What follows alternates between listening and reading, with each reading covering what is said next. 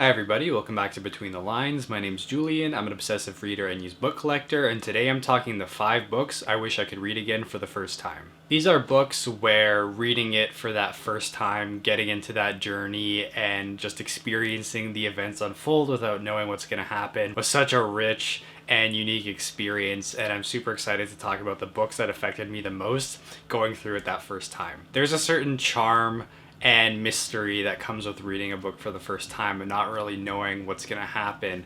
And these books I really valued highly in that first reading experience. There's plenty of books out there that I've really enjoyed going back and reading for a second time and understanding it more, or just really learning to value it more in the context of the story as a whole. But these books I think work best just kind of on their own for the first time and letting what happens in that story take you unexpectedly.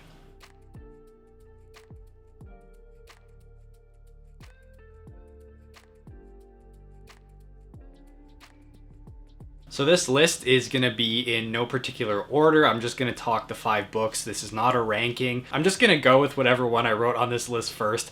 Doesn't mean it's my least favorite of these or my favorite. So the first book on this list is something you might recognize if you watched the video where I talked about the favorite books that I read in 2021. This topped that list, and that's Slaughterhouse Five by Kurt Vonnegut. This book took me by surprise. I had no idea what I was getting into. I knew it was a classic and that it was super well regarded and that it was kind of an anti-war novel, but I didn't really know much else besides that. And I wasn't necessarily expecting to read it. It was just a book that my sister had and she wasn't getting around to reading anytime soon, so she gave it to me.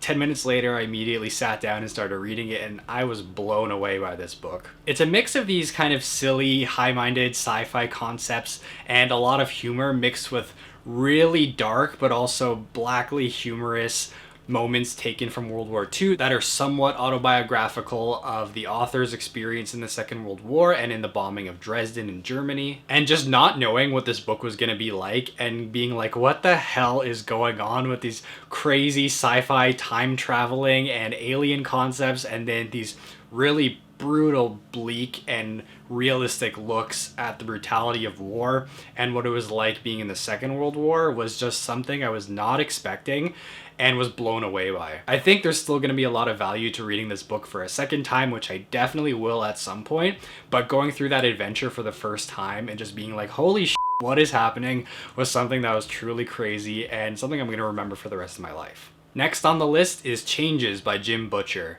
This is book 12 in the Dresden Files, and if you've read this, you know exactly what I'm talking about. This book was whack. It took me by surprise. I mean, I kind of knew that this book was going to be pretty crazy and that a lot of world-changing events were going to happen just because of the hype surrounding it. But from the very first line of this book, things change forever for Harry Dresden. I was like, what the hell is happening? A lot of the things that held the series together, a lot of the staples of it and things that Harry could really rely on were totally upended or destroyed.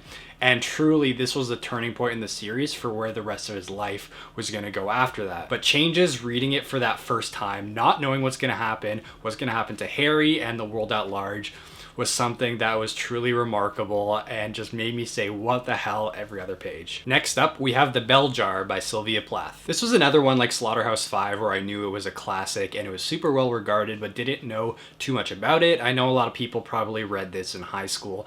I didn't, so I really had no background on this whatsoever. And the crazy thing about this book was, despite being written and published in the 60s, how modern and relevant it felt to the realities and to the insights of mental illness. And a lot of these moments felt really real in a way that a lot of other books that dealt with the subject matter didn't really bring to life. Going through these scenes and moments with this main character and the way it was described and how Plath wrote the kind of perspective of this character going through this stuff was so harrowing and awful, but ultimately very realistic and probably the best picture I've seen of mental illness and depression in any book I've read. And in reading this book for that first time, not knowing much of what was going on and getting in deeper and deeper into this main character's descent into mental illness was something very striking. And it's another one I'm going to look forward to reading it again, which I believe I will. I think I'm going to do the audiobook of it this year. But just reading it for that first time, not expecting it, and just hitting that oh my god moment of this was something truly different and beyond anything else that I've read about this subject matter. The next on my list is The Dark Tower, book 7 in the Dark Tower series by Stephen King. This might be a controversial opinion about this book, but I really love this book. I enjoyed it so much, and coming to the conclusion of the journey that was started in The Gunslinger was something I really was looking forward to and ultimately loved. There's so much that happens in this book, a lot that some people find underwhelming, but I think serves the theme and the story a lot despite being somewhat anticlimactic on a action or physical level. And this book, like so many other series, just not knowing what's going to happen in the last book of a big epic series you've been reading, that feeling of anticipation and something coming to an end sometime soon that you've really enjoyed is a feeling unlike any other. And besides one thing that I was spoiled on happening in this book, I really had no idea how things were going to play out or the context in which that spoiler kind of took place.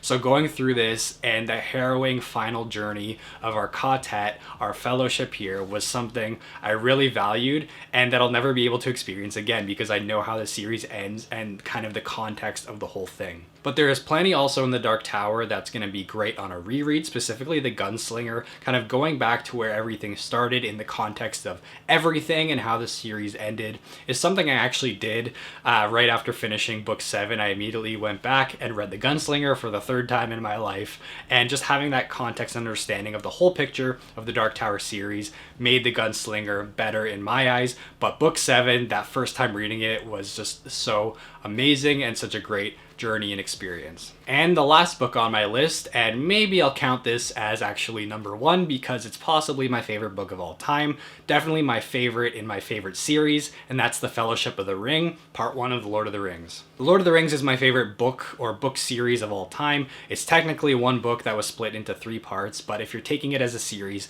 The Fellowship of the Ring is absolutely my favorite part. While I certainly adore the whole of The Lord of the Rings and The Silmarillion and of course The Hobbit, The Fellowship really was the one that did it for me the most. It just has the best blend of the fun kind of journey quest adventure that was outlined in The Hobbit in the early parts of Fellowship of the Ring, and the kind of the more episodic journeying they do, like with like Tom Bombadil and the Barrow Downs and stuff like that, but then really gets into the dark stuff, the journey into Moria, where things really get real for these characters and become something on another level that really took The Lord of the Rings to becoming that much more than The Hobbit. And even though I knew the story so well from having watched the movie a million times before eventually reading the books, the experience itself was so different. While the story might be similar between the movies and the books had such a different flavor. Reading this book made me really understand why The Lord of the Rings is held in such high regard, not as just a media franchise, but as a book itself, as a novel. The Lord of the Rings is beautiful, and I just absolutely loved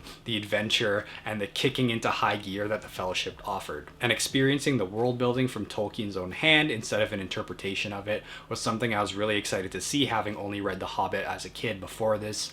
And the world is so deep and beautiful, and of course in the Silmarillion you get the entirety of the history of Middle-earth, from the creation story leading up all the way to the Third Age when the events of the Lord of the Rings happen. And just going through that journey, meeting up with the Fellowship, learning about the world at large was something I really valued exploring for the first time. And although I'm going to reread this a million times, going on that journey in the Fellowship of the Ring for the first time is something I'm going to value forever. So that's it. Those are the 5 books I wish I could reread for the first time, wiping my memory of ever having read them. What did you think of this list? Are there any books on here that you feel the same way about or maybe disagree on? And if you have any books that you wish you could reread for the first time, let me know in the comments. So before you go, remember to do all the YouTube stuff like liking and subscribing. That always helps out and I really appreciate it. And as always, thank you for watching. Please remember to support your local library, and I'll see you next time.